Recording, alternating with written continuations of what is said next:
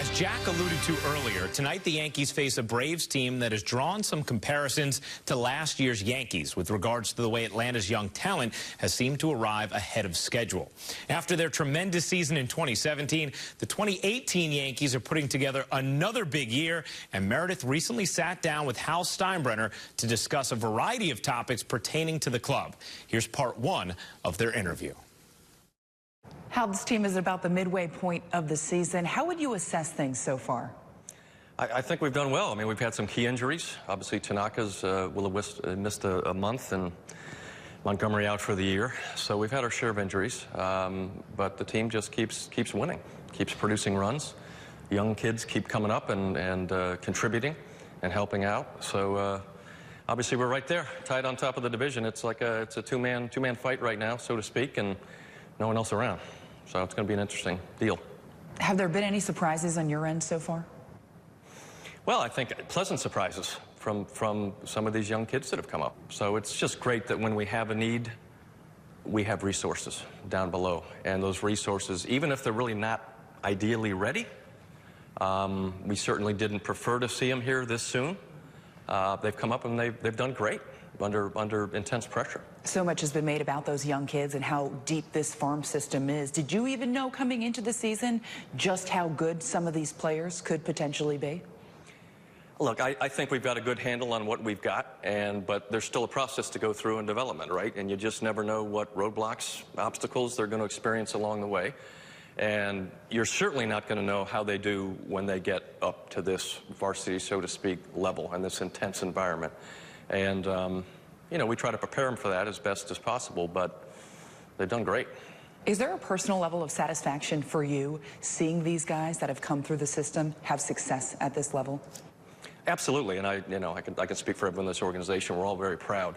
We put a lot of work into our player development system, really assist in specific type areas of expertise, and the last few years, I think it's really paid off. We've just got great coaches, great managers down below, and these coordinators are tremendous. Knowing that the formula you put in place has paid off in a big way so far, does it make it more difficult when the trade deadline comes around to decide whether you want to stick with some of the youth that you have or maybe trade for a more experienced player? Well, look, we're going to, as we do always, we're going to look at all options. But there's no doubt that I am always been slightly adverse to letting these young players go. But we've done it, and you've got to do it. And we're just fortunate enough to have a really rich, robust farm system to do it from. So we'll see. I mean, we'll look at all options, and nothing's a no and nothing's a yes right now. We've got some time, and but it's not an easy thing to do. You've talked a lot about being under that luxury tax threshold. If there's a difference maker out there that is going to put you over it, is that something you would consider, or is that totally off the table? I would have to see where we are, who the person is, how badly that position needs help, so to speak.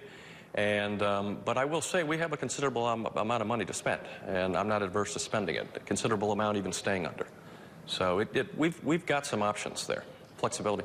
Brian talked a lot about the need for maybe some more pitching help, starting pitching in particular. Do you feel like they need to go out and get a starting pitcher at the deadline? Even before the season started, I said you can never have enough starting pitching, right? And now we've lost Montgomery for the year, and Tanaka's been injured, and so look, clearly you can never have enough starting pitching, and we're already one person down in Montgomery for the whole year. So we're going to be looking at that closely, but it depends what the ask is. Aaron Boone inherited a pretty good team, went to Game 7 of the ALCS last year, as we know. What do you think of his performance so far in this first half of the season? I think he's been great, as advertised. I mean, calm, cool, collect. Got a great reputation with the players and a great relationship with the players. Made a lot of good decisions. He's made some bad ones, but he's the first one to admit it was a bad decision. And he's not afraid to learn, and he realizes, there are things to learn. This is a big-time job in a big-time city, but he's been great. Have you noticed any difference as far as the way the clubhouse is since he's there? What I hear from people that are there every day, which I am not, is that it's one of the best clubhouses they can remember. Just, very relaxed but intense. Even our clubhouse last year was a good clubhouse, and I would sometimes joke that I would go down there and I couldn't tell if we had lost 10 games in a row or won 10 games in a row.